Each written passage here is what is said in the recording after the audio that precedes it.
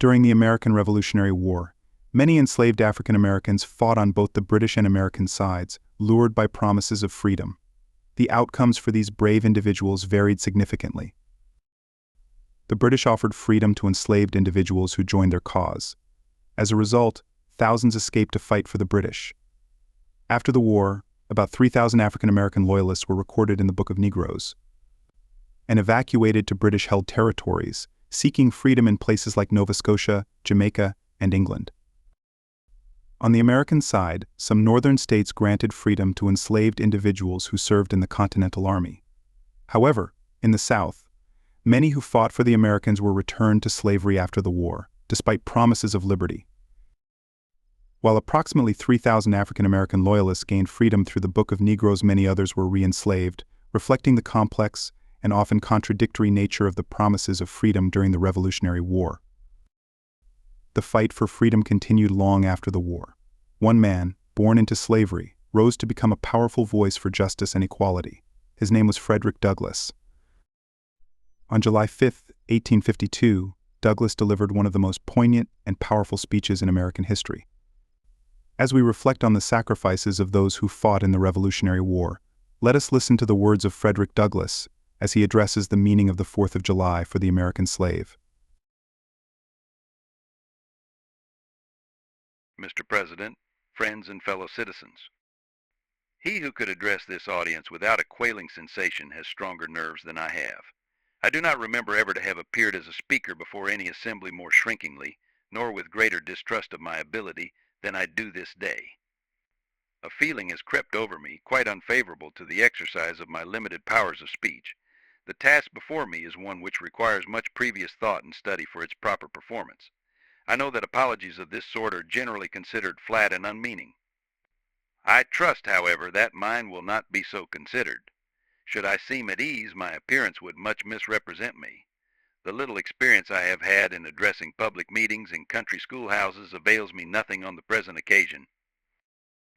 The papers and placards say that I am to deliver a 4th of July oration. This certainly sounds large and out of the common way for me.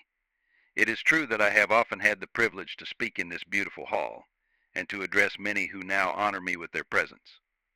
But neither their familiar faces, nor the perfect gauge I think I have of Corinthian Hall, seems to free me from embarrassment. The fact is, ladies and gentlemen, the distance between this platform and the slave plantation from which I escaped is considerable, and the difficulties to be overcome in getting from the latter to the former are by no means slight. That I am here today is to me a matter of astonishment as well as of gratitude. You will not, therefore, be surprised if in what I have to say I evince no elaborate preparation nor grace my speech with any high-sounding exordium. With little experience and with less learning, I have been able to throw my thoughts hastily and imperfectly together, and trusting to your patient and generous indulgence, I will proceed to lay them before you. This, for the purpose of this celebration, is the 4th of July. It is the birthday of your national independence and of your political freedom. This, to you, is what the Passover was to the emancipated people of God. It carries your minds back to the clay and to the act of your great deliverance, and to the signs and to the wonders associated with that act that day. This celebration also marks the beginning of another year of your national life, and reminds you that the Republic of America is now 76 years old. I am glad, fellow citizens, that your nation is so young. 76 years, though a good old age for a man, is but a mere speck in the life of a nation. 70 years and 10 is the allotted time for individual men, but nations number their years by thousands. According to this fact, you are even now only in the beginning of your national career, still lingering in the period of childhood. I repeat, I am glad this is so. There is hope in the thought, and hope is much needed under the dark clouds which lower above the horizon. The eye of the reformer is met with angry flashes, portending disastrous times, but his heart may well beat lighter at the thought that America is young, and that she is still in the impressible stage of her existence. May he not hope that high lessons of wisdom, of justice, and of truth will yet give direction to her destiny? Were the nation older, the patriot's heart might be sadder, and the reformer's brow heavier.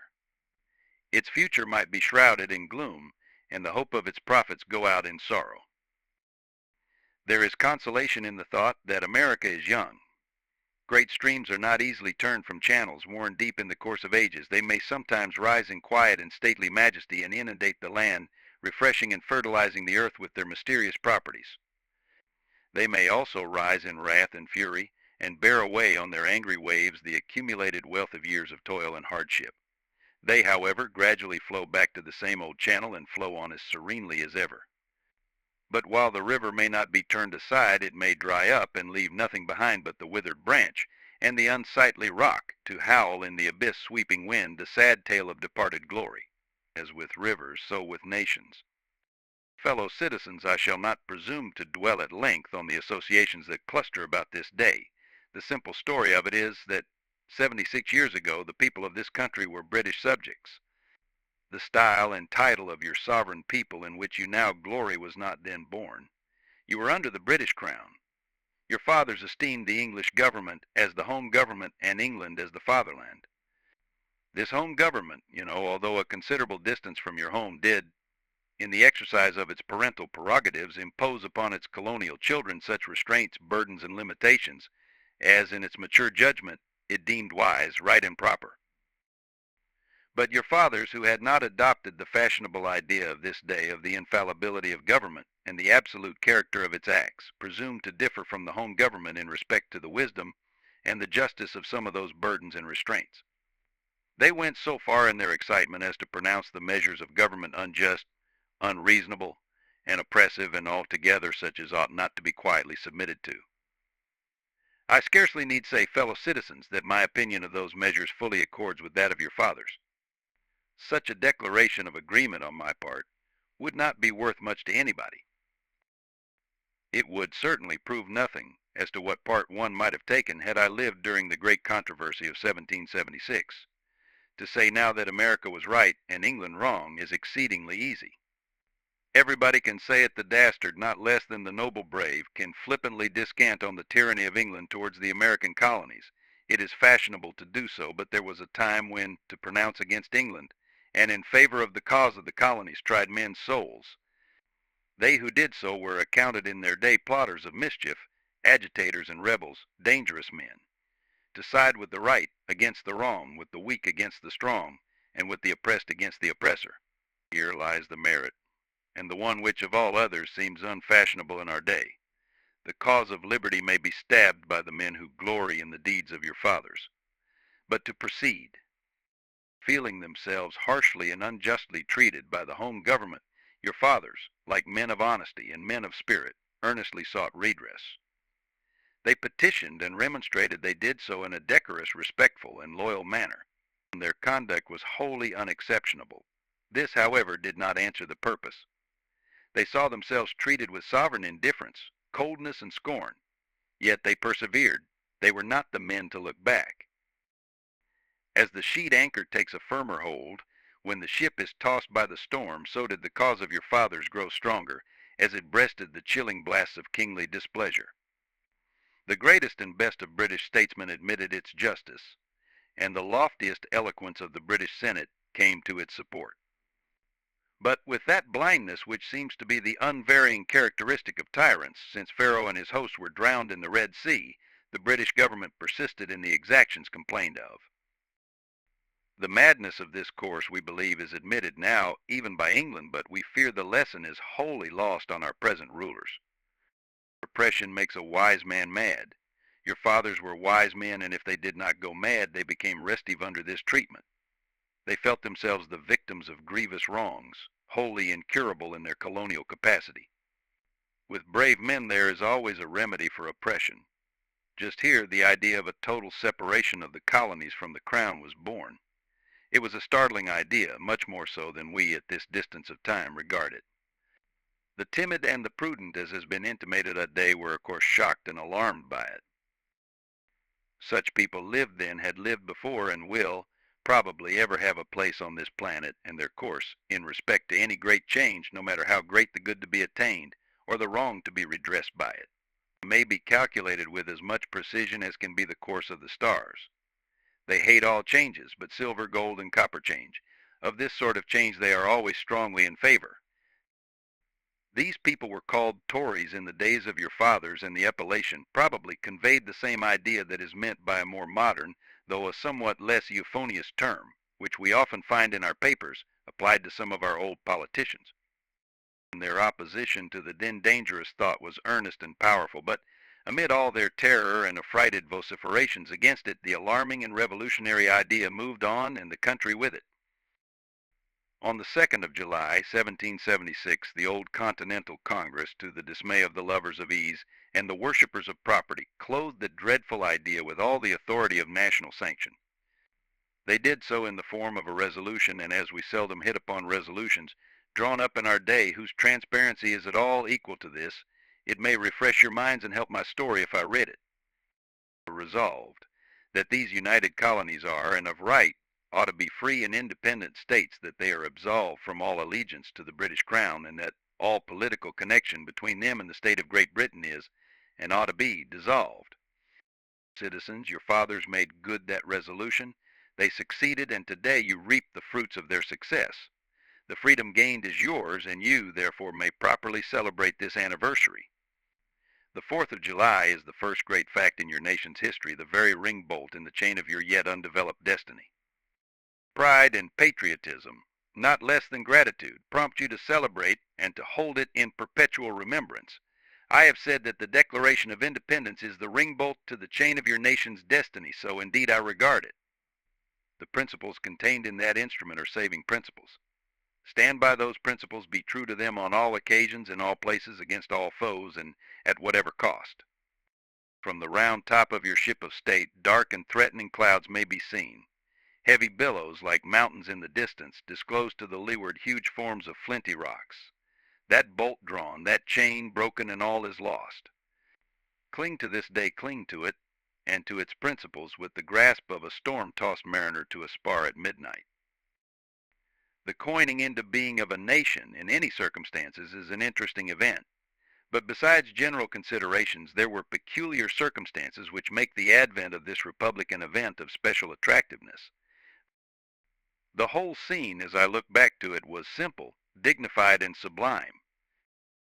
The population of the country, at the time, stood at the insignificant number of 3 millions. The country was poor in the munitions of war.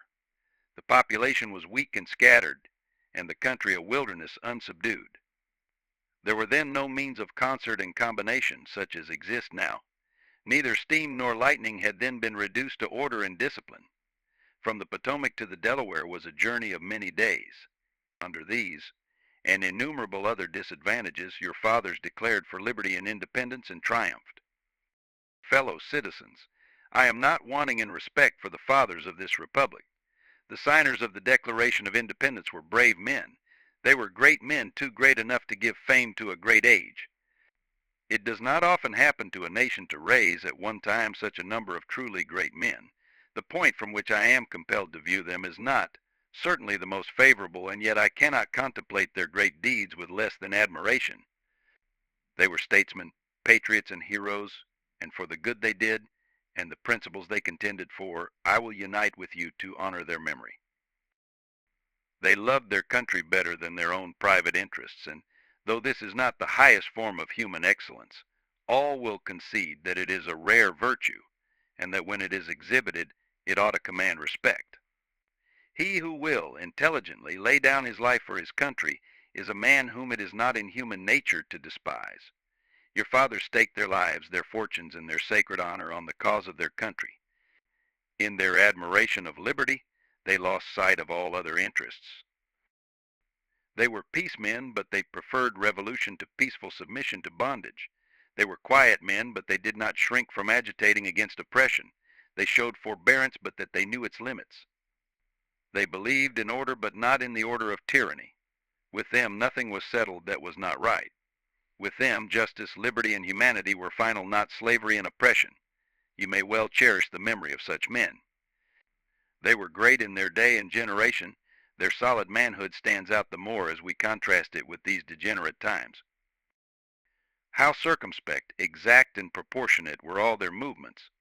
How unlike the politicians of an hour. Their statesmanship looked beyond the passing moment, and stretched away in strength into the distant future. They seized upon eternal principles and set a glorious example in their defense. Mark them. Fully appreciating the hardships to be encountered, firmly believing in the right of their cause, honorably inviting the scrutiny of an onlooking world, reverently appealing to heaven to attest their sincerity, soundly comprehending the solemn responsibility they were about to assume, wisely measuring the terrible odds against them. Your fathers, the fathers of this republic, did most deliberately, under the inspiration of a glorious patriotism, and with a sublime faith in the great principles of justice and freedom, laid deep the cornerstone of the national superstructure, which has risen and still rises in grandeur around you. Of this fundamental work, this day is the anniversary. Our eyes are met with demonstrations of joyous enthusiasm. Banners and pennants wave exultingly on the breeze. The din of business, too, is hushed. Even Mammon seems to have quitted his grasp on this day. The ear-piercing fife and the stirring drum unite their accents with the ascending peal of 1,000 church bells. Prayers are made, hymns are sung, and sermons are preached in honor of this day, while the quick martial tramp of a great and multitudinous nation, echoed back by all the hills, valleys, and mountains of a vast continent, bespeak the occasion one of thrilling and universal interest, a nation's jubilee. Friends and citizens, I need not enter further into the causes which led to this anniversary. Many of you understand them better than I do. You could instruct me in regard to them. That is a branch of knowledge in which you feel, perhaps, a much deeper interest than your speaker. The causes which led to the separation of the colonies from the British Crown have never lacked for a tongue. They have all been taught in your common schools, narrated at your firesides, unfolded from your pulpits, and thundered from your legislative halls, and are as familiar to you as household words. They form the staple of your national poetry and eloquence. I remember also that, as a people, Americans are remarkably familiar with all facts which make in their own favor. This is esteemed by some as a national trait, perhaps a national weakness.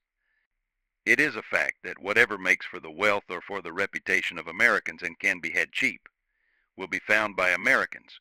I shall not be charged with slandering Americans if I say I think the Americans' side of any question may be safely left in American hands. I leave, therefore, the great deeds of your fathers to other gentlemen whose claim to have been regularly descended will be less likely to be disputed than mine. The present. My business, if I have any here today, is with the present. The accepted time with God and His cause is the ever-living now. Trust no future, however pleasant. Let the dead past bury its dead act in the living present, heart within, and God overhead. We have to do with the past only as we can make it useful to the present and to the future. To all inspiring motives, to noble deeds which can be gained from the past, we are welcome. But now is the time, the important time. Your fathers have lived, died, and have done their work, and have done much of it well. You live and must die, and you must do your work.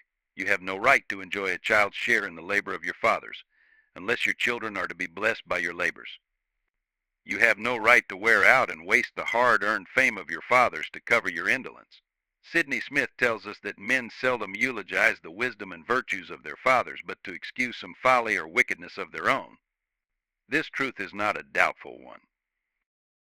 There are illustrations of it near and remote, ancient and modern. It was fashionable hundreds of years ago for the children of Jacob to boast, "We have Abraham to our father," when they had long lost Abraham's faith and spirit. That people contented themselves under the shadow of Abraham's great name, while they repudiated the deeds which made his name great. Need I remind you that a similar thing is being done all over this country today? Need I tell you that the Jews are not the only people who built the tombs of the prophets and garnished the sepulchres of the righteous?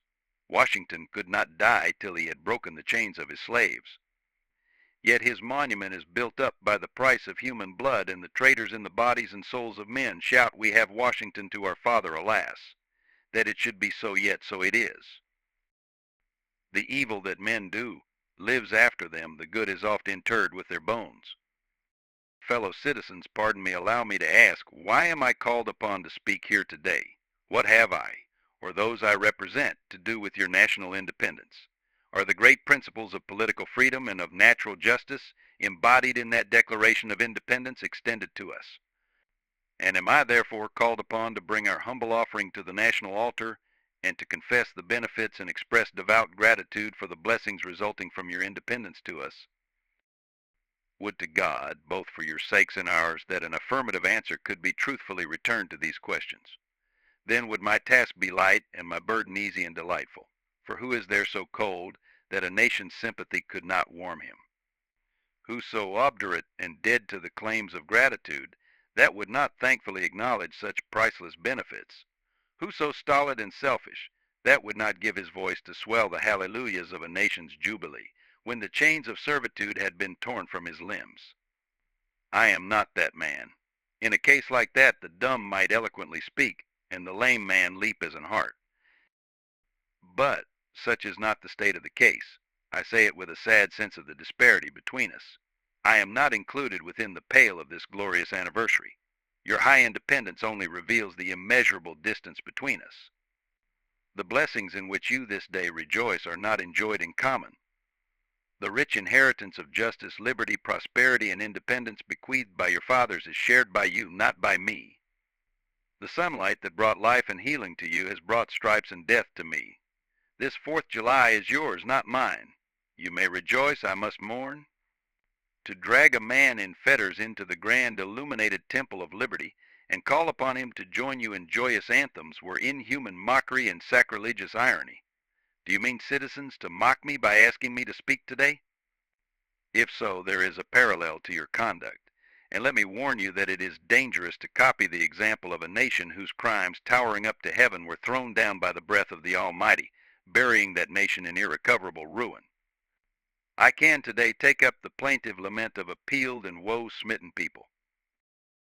By the rivers of Babylon there we sat down. Yea, we wept when we remembered Zion. We hanged our harps upon the willows in the midst thereof. For there they that carried us away captive required of us a song, and they who wasted us required of us mirth, saying, Sing us one of the songs of Zion. How can we sing the Lord's song in a strange land? If I forget thee, O Jerusalem, let my right hand forget her cunning. If I do not remember thee, let my tongue cleave to the roof of my mouth. Fellow citizens, above your national tumultuous joy, I hear the mournful wail of millions, whose chains, heavy and grievous yesterday, are today rendered more intolerable by the jubilee shouts that reach them. If I do forget, if I do not faithfully remember those bleeding children of sorrow this day, may my right hand forget her cunning, and may my tongue cleave to the roof of my mouth. To forget them, to pass lightly over their wrongs, and to chime in with the popular theme would be treason most scandalous and shocking, and would make me a reproach before God and the world. My subject, then, fellow citizens, is American slavery. I shall see this day and its popular characteristics from the slave's point of view, standing there, identified with the American bondman making his wrongs mine. I do not hesitate to declare, with all my soul, that the character and conduct of this nation never looked blacker to me than on this 4th of July. Whether we turn to the declarations of the past or to the professions of the present, the conduct of the nation seems equally hideous and revolting. America is false to the past, false to the present, and solemnly binds herself to be false to the future. Standing with God and the crushed and bleeding slave on this occasion, I will, in the name of humanity, which is outraged, in the name of liberty, which is fettered, in the name of the Constitution and the Bible, which are disregarded and trampled upon, dare to call in question and to denounce, with all the emphasis I can command, everything that serves to perpetuate slavery, the great sin and shame of America. I will not equivocate, I will not excuse. I will use the severest language I can command, and yet not one word shall escape me that any man, whose judgment is not blinded by prejudice, or who is not at heart a slaveholder, shall not confess to be right and just. But I fancy I hear someone of my audience say it is just in this circumstance that you and your brother abolitionists fail to make a favorable impression on the public mind. Would you argue more and denounce less? Would you persuade more and rebuke less? Your cause would be much more likely to succeed. But I submit where all is plain there is nothing to be argued. What point in the anti-slavery creed would you have me argue? On what branch of the subject do the people of this country need light? Must I undertake to prove that the slave is a man? That point is conceded already. Nobody doubts it. The slaveholders themselves acknowledge it in the enactment of laws for their government. They acknowledge it when they punish disobedience on the part of the slave. There are 72 crimes in the state of Virginia which, if committed by a black man, no matter how ignorant he be, subject him to the punishment of death, while only 2 of the same crimes will subject a white man to the like punishment. What is this but the acknowledgment that the slave is a moral, intellectual, and responsible being? The manhood of the slave is conceded. It is admitted in the fact that Southern statute books are covered with enactments forbidding, under severe fines and penalties, the teaching of the slave to read or to write. When you can point to any such laws in reference to the beasts of the field, then I may consent to argue the manhood of the slave. When the dogs in your streets, when the fowls of the air, when the cattle on your hills, when the fish of the sea, and the reptiles that crawl shall be unable to distinguish the slave from a brute, then will I argue with you that the slave is a man. For the present, it is enough to affirm the equal manhood of the Negro race. Is it not astonishing that, while we are plowing, planting, and reaping, using all kinds of mechanical tools, erecting houses, constructing bridges, building ships, working in metals of brass, iron, copper, silver, and gold, that, while we are reading, writing, and ciphering, acting as clerks, merchants, and secretaries, having among us lawyers, doctors, ministers, poets, authors, editors, orators, and teachers, that, while we are engaged in all manner of enterprises common to other men, digging gold in California, capturing the whale in the Pacific, feeding sheep and cattle on the hillside, living, moving, acting, thinking, planning, living in families as husbands, wives, and children, and above all, confessing and worshiping the Christian's God, and looking hopefully for life and immortality beyond the grave, we are called upon to prove that we are men. Would you have me argue that man is entitled to liberty, that he is the rightful owner of his own body? You have already declared it. Must I argue the wrongfulness of slavery? Is that a question for Republicans? Is it to be settled by the rules of logic and argumentation, as a matter beset with great difficulty, involving a doubtful application of the principle of justice hard to be understood? How should I look today, in the presence of Americans, dividing and subdividing a discourse to show that men have a natural right to freedom, speaking of it relatively and positively, negatively and affirmatively? To do so would be to make myself ridiculous and to offer an insult to your understanding. There is not a man beneath the canopy of heaven that does not know that slavery is wrong for him.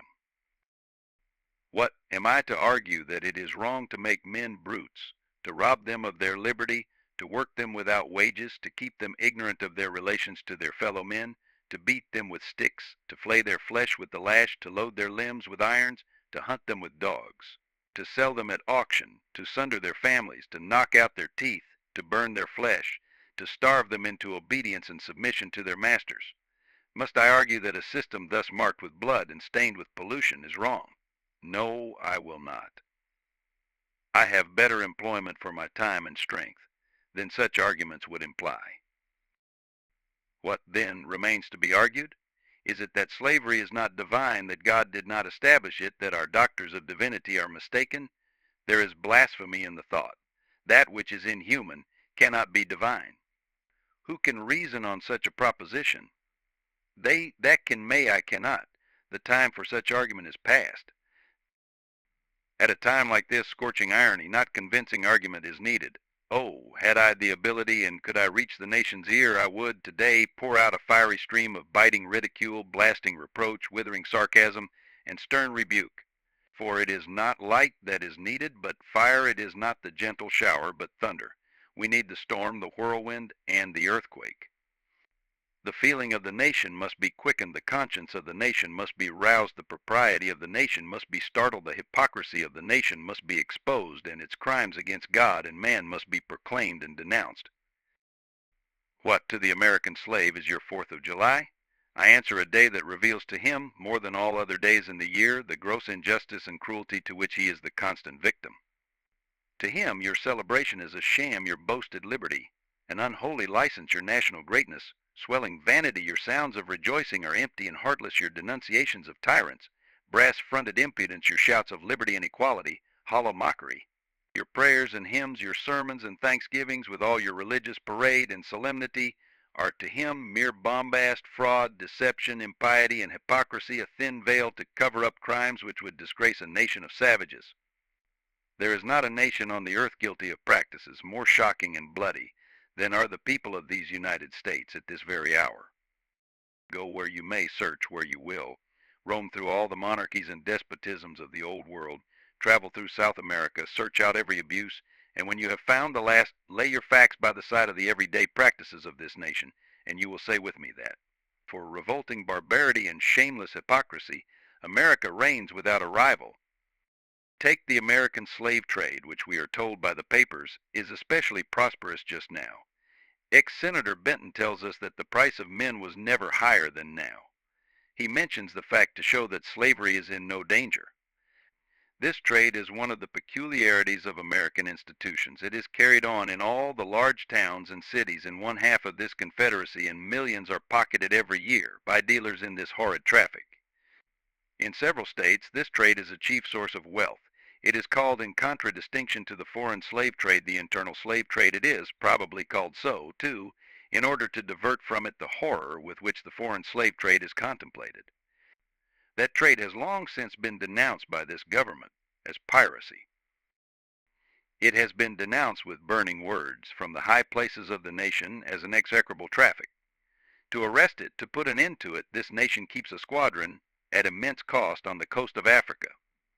Everywhere in this country it is safe to speak of this foreign slave trade as a most inhuman traffic, opposed alike to the laws of God and of man. The duty to extirpate and destroy it is admitted even by our doctors of divinity.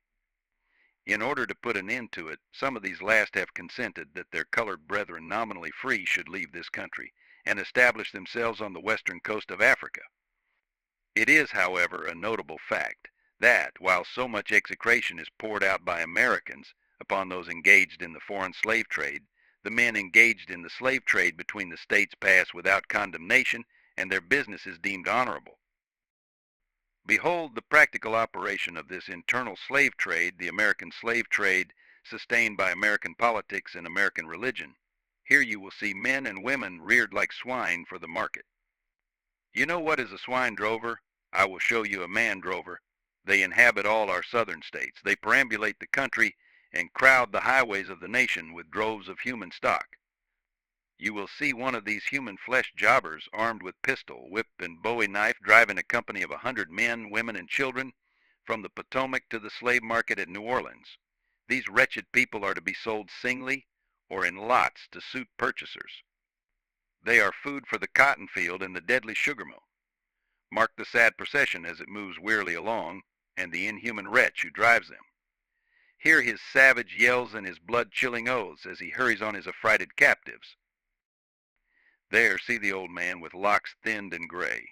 Cast one glance, if you please, upon that young mother, whose shoulders are bared to the scorching sun, her briny tears falling on the brow of the babe in her arms. See, too, that girl of 13 weeping, yes, weeping as she thinks of the mother from whom she has been torn. The drove moves tardily. Heat and sorrow have nearly consumed their strength. Suddenly you hear a quick snap. Like the discharge of a rifle, the fetters clank, and the chain rattles simultaneously. Your ears are saluted with a scream that seems to have torn its way to the center of your soul. The crack you heard was the sound of the slave whip. The scream you heard was from the woman you saw with the babe. Her speed had faltered under the weight of her child and her chains. That gash on her shoulder tells her to move on. Follow this drove to New Orleans. Attend the auction, see men examined like horses, see the forms of women rudely and brutally exposed to the shocking gaze of American slave buyers. See this drove sold and separated forever, and never forget the deep, sad sobs that arose from that scattered multitude. Tell me, citizens, where under the sun you can witness a spectacle more fiendish and shocking. Yet this is but a glance at the American slave trade as it exists at this moment in the ruling part of the United States. I was born amid such sights and scenes. To me, the American slave trade is a terrible reality. When a child, my soul was often pierced with a sense of its horrors. I lived on Philpott Street, Fells Point, Baltimore, and have watched from the wharves the slave ships in the basin, anchored from the shore, with their cargoes of human flesh, waiting for favorable winds to waft them down the Chesapeake. There was at that time a grand slave mart kept at the head of Pratt Street by Austin Woolfolk. His agents were sent into every town and county in Maryland announcing their arrival through the papers, and on flaming handbills headed "Cash for Negroes." These men were generally well-dressed men and very captivating in their manners, ever ready to drink, to treat, and to gamble. The fate of many a slave has depended upon the turn of a single card, and many a child has been snatched from the arms of its mother by bargains arranged in a state of brutal drunkenness. The fleshmongers gather up their victims by dozens and drive them chained to the General Depot at Baltimore. When a sufficient number have been collected here, a ship is chartered for the purpose of conveying the forlorn crew to Mobile or to New Orleans. From the slave prison to the ship, they are usually driven in the darkness of night, for since the anti-slavery agitation, a certain caution is observed. In the deep, still darkness of midnight I have been often aroused by the dead heavy footsteps, and the piteous cries of the chained gangs that passed our door. The anguish of my boyish heart was intense, and I was often consoled, when speaking to my mistress in the morning, to hear her say that the custom was very wicked, that she hated to hear the rattle of the chains and the heart-rending cries. I was glad to find one who sympathized with me in my horror. Fellow citizens, this murderous traffic is today in active operation in this boasted republic. In the solitude of my spirit I see clouds of dust raised on the highways of the South. I see the bleeding footsteps. I hear the doleful wail of fettered humanity on the way to the slave markets, where the victims are to be sold like horses, sheep, and swine, knocked off to the highest bidder. There I see the tenderest ties ruthlessly broken, to gratify the lust, caprice, and rapacity of the buyers and sellers of men. My soul sickens at the sight. Is this the land your fathers loved, the freedom which they toiled to win? Is this the earth whereon they moved? Are these the graves they slumber in? But a still more inhuman, disgraceful, and scandalous state of things remains to be presented. By an act of the American Congress not yet 2 years old, slavery has been nationalized in its most horrible and revolting form.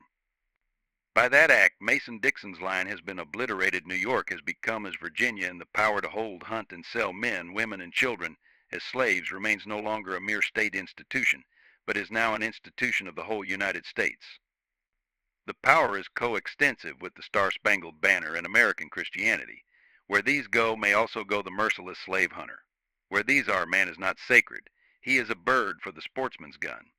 By that most foul and fiendish of all human decrees, the liberty and person of every man are put in peril. Your broad republican domain is hunting ground for men, not for thieves and robbers, enemies of society, merely, but for men guilty of no crime.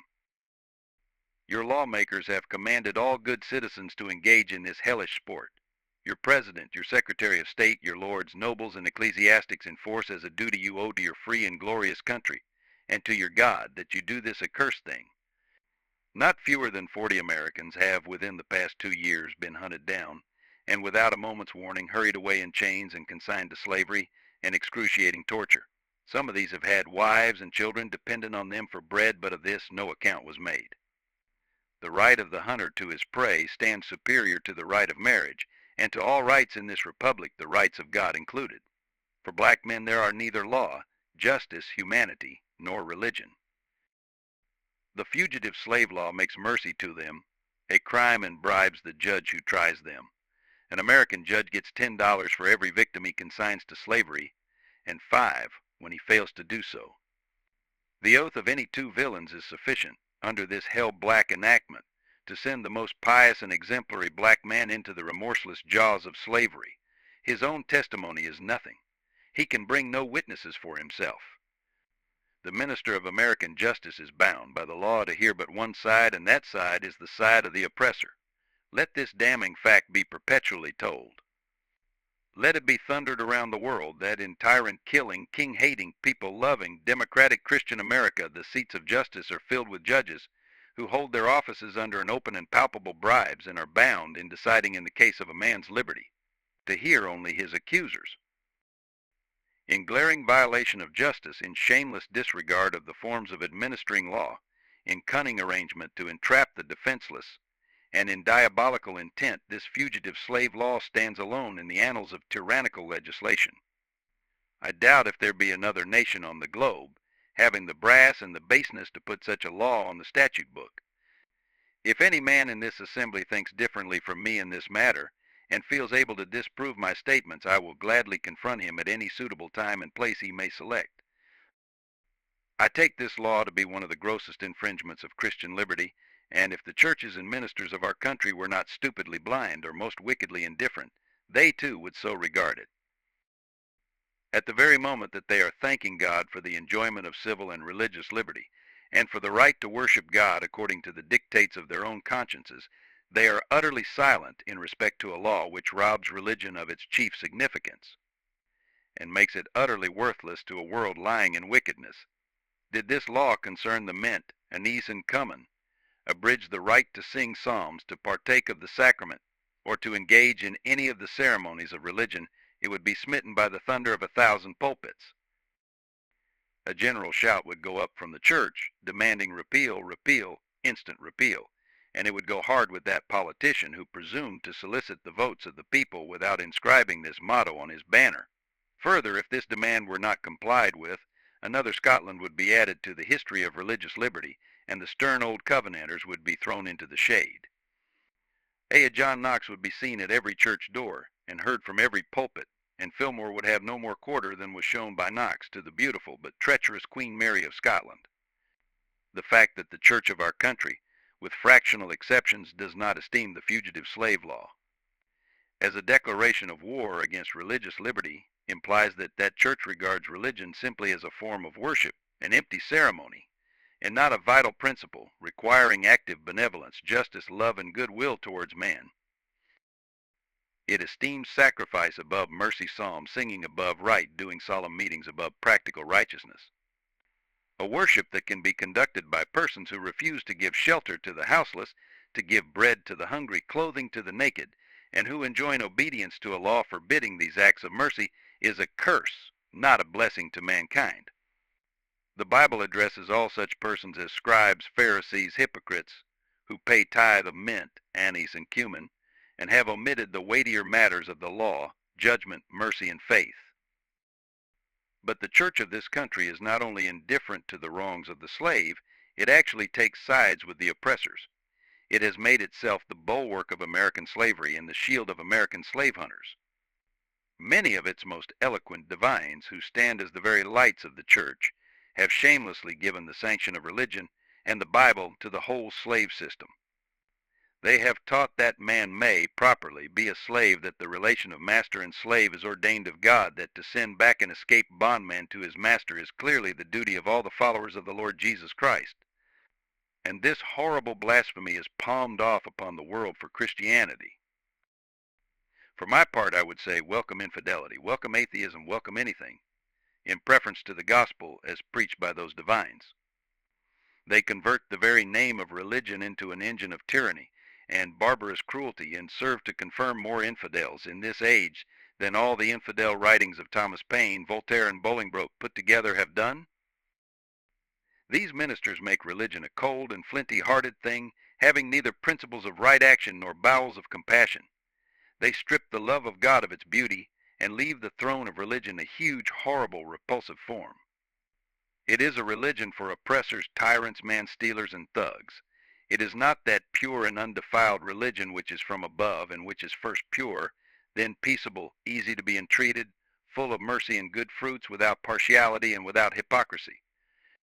But a religion which favors the rich against the poor, which exalts the proud above the humble, which divides mankind into two classes, tyrants and slaves, which says to the man in chains, stay there, and to the oppressor, oppress on. It is a religion which may be professed and enjoyed by all the robbers and enslavers of mankind. It makes God a respecter of persons, denies his fatherhood of the race, and tramples in the dust the great truth of the brotherhood of man. All this we affirm to be true of the popular church, and the popular worship of our land and nation a religion, a church and a worship which, on the authority of inspired wisdom, we pronounce to be an abomination in the sight of God. In the language of Isaiah, the American church might be well addressed, bring no more vain oblations. Incense is an abomination unto me, the new moons and Sabbaths.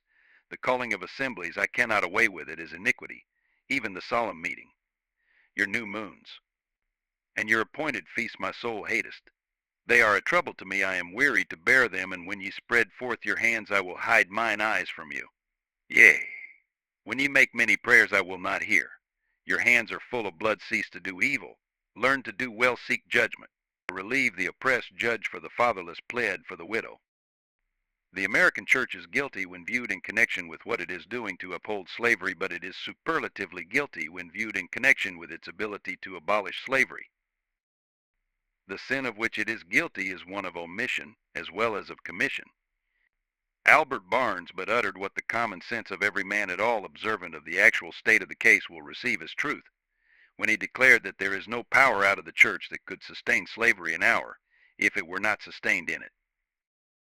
Let the religious press, the pulpit, the Sunday school, the conference meeting, the great ecclesiastical, missionary, Bible, and tract associations of the land array their immense powers against slavery, and slaveholding and the whole system of crime and blood would be scattered to the winds. And that they do not do this involves them in the most awful responsibility of which the mind can conceive. In prosecuting the anti-slavery enterprise, we have been asked to spare the church, to spare the ministry, but how, we ask, could such a thing be done? We are met on the threshold of our efforts for the redemption of the slave by the church and ministry of the country in battle arrayed against us, and we are compelled to fight or flee. From what quarter, I beg to know, has proceeded a fire so deadly upon our ranks during the last 2 years, as from the northern pulpit? As the champions of oppressors, the chosen men of American theology have appeared men honored for their so-called piety and their real learning. The Lords of Buffalo, the Springs of New York, the Lathrops of Auburn, the Coxes and Spencers of Brooklyn, the Gannets and Sharps of Boston, the Deweys of Washington, and other great religious lights of the land, have, in utter denial of the authority of Him by whom they profess to be called to the ministry, deliberately taught us, against the example of the Hebrews, and against the remonstrance of the apostles, they teach that we ought to obey man's law before the law of God. My spirit wearies of such blasphemy, and how such men can be supported as the standing types and representatives of Jesus Christ is a mystery which I leave others to penetrate. In speaking of the American church, however, let it be distinctly understood that I mean the great mass of the religious organizations of our land. There are exceptions, and I thank God that there are. Noble men may be found, scattered all over these northern states, of whom Henry Ward Beecher of Brooklyn, Samuel J. May of Syracuse, and my esteemed friend on the platform are shining examples, and let me say further that upon these men lies the duty to inspire our ranks with high religious faith and zeal, and to cheer us on in the great mission of the slave's redemption from his chains. One is struck with the difference between the attitude of the American church towards the anti-slavery movement and that occupied by the churches in England towards a similar movement in that country. There the church, true to its mission of ameliorating, elevating, and improving the condition of mankind, came forward promptly, bound up the wounds of the West Indian slave, and restored him to his liberty. There the question of emancipation was a high religious question. It was demanded in the name of humanity, and according to the law of the living God. The Sharps, the Clarksons, the Wilberforces, the Buxtons, the Burchills, and the Nibbs were alike famous for their piety and for their philanthropy. The anti-slavery movement there was not an anti-church movement, for the reason that the church took its full share in prosecuting that movement, and the anti-slavery movement in this country will cease to be an anti-church movement when the church of this country shall assume a favorable, instead of a hostile position towards that movement. Americans, your Republican politics, not less than your Republican religion, are flagrantly inconsistent. You boast of your love of liberty, your superior civilization, and your pure Christianity, while the whole political power of the nation, as embodied in the two great political parties, is solemnly pledged to support and perpetuate the enslavement of 3 millions of your countrymen. You hurl your anathemas at the crowned-headed tyrants of Russia and Austria, and pride yourselves on your democratic institutions, while you yourselves consent to be the mere tools and bodyguards of the tyrants of Virginia and Carolina. You invite to your shores fugitives of oppression from abroad, honor them with banquets, greet them with ovations, cheer them, toast them, salute them, protect them, and pour out your money to them like water, but the fugitives from your own land you advertise, hunt, arrest, shoot, and kill.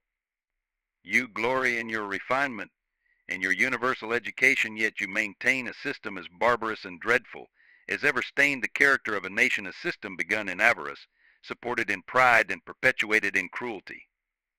You shed tears over fallen Hungary, and make the sad story of her wrongs the theme of your poets, statesmen, and orators, till your gallant sons are ready to fly to arms to vindicate her cause against her oppressors. But in regard to the 10,000 wrongs of the American slave, you would enforce the strictest silence, and would hail him as an enemy of the nation who dares to make those wrongs the subject of public discourse. You are all on fire at the mention of liberty for France or for Ireland, but are as cold as an iceberg at the thought of liberty for the enslaved of America. You discourse eloquently on the dignity of labor, yet you sustain a system which in its very essence casts a stigma upon labor. You can bare your bosom to the storm of British artillery, to throw off a 3-penny tax on tea, and yet wring the last hard-earned farthing from the grasp of the black laborers of your country. You profess to believe that, of one blood, God made all nations of men to dwell on the face of all the earth, and hath commanded all men everywhere to love one another, yet you notoriously hate, and glory in your hatred all men whose skins are not colored like your own. You declare before the world, and are understood by the world to declare, that you hold these truths to be self-evident, that all men are created equal and are endowed by their Creator with certain inalienable rights, and that among these are life, liberty, and the pursuit of happiness. And yet you hold securely in a bondage which, according to your own Thomas Jefferson, is worse than ages of that which your fathers rose in rebellion to oppose a seventh part of the inhabitants of your country. Fellow citizens, I will not enlarge further on your national inconsistencies. The existence of slavery in this country brands your republicanism as a sham, your humanity as a base pretense, and your Christianity as a lie. It destroys your moral power abroad. It corrupts your politicians at home. It saps the foundation of religion. It makes your name a hissing and a byword to a mocking earth. It is the antagonistic force in your government, the only thing that seriously disturbs and endangers your union.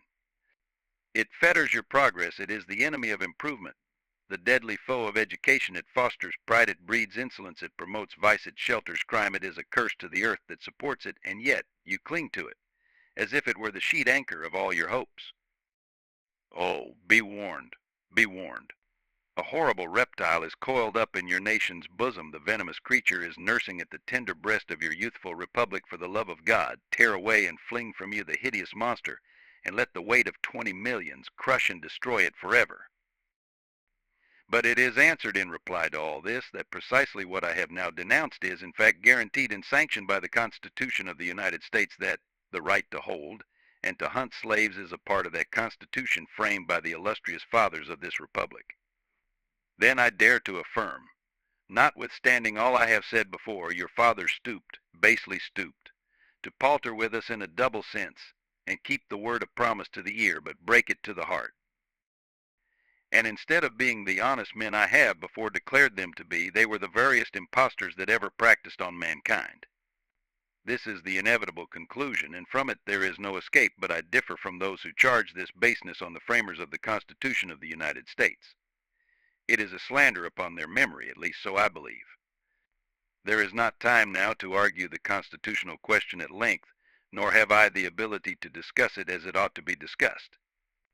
The subject has been handled with masterly power by Lysander Spooner, Esquire, by William Goodell, by Samuel E. Sowell, Esquire, and last, though not least, by Gerrit Smith, Esquire. These gentlemen have, as I think, fully and clearly vindicated the Constitution from any design to support slavery for an hour.